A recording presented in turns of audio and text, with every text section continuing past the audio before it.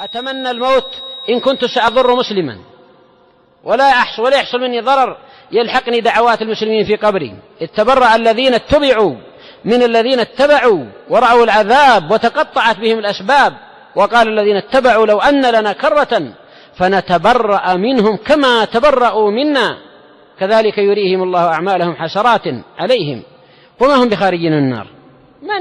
من ينجيني من هذا الوعيد إن حصل مثلا منا ما يميل بنا عن كتاب الله وسنة رسوله؟ أبو بكر الصديق رضي الله عنه حين توفي رسول الله صلى الله عليه وسلم وطلب، جاء من يطلب ميراثه من آل البيت من رسول الله صلى الله عليه وسلم، قال إني سمعت رسول الله صلى الله عليه وسلم يقول إنا لا نورث ما تركنا صدقة، في لفظ ما تركناه صدقة، وإني أخشى إن غيرت أن أزيغ. ونحن كذلك من يأمننا، نحن نخشى. هذه دعوة علمية من أول يوم، علمية بحتة، علمية صرفة من أول يوم، لن تتبدل ولن تتغير.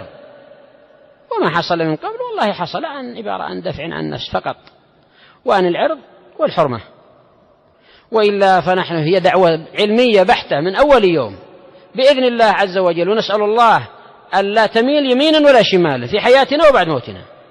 فهي دعوة علمية إلى كتاب الله وسنة رسوله، من جاءهم علموه ومن جاءهم نصحوه ويعيضون.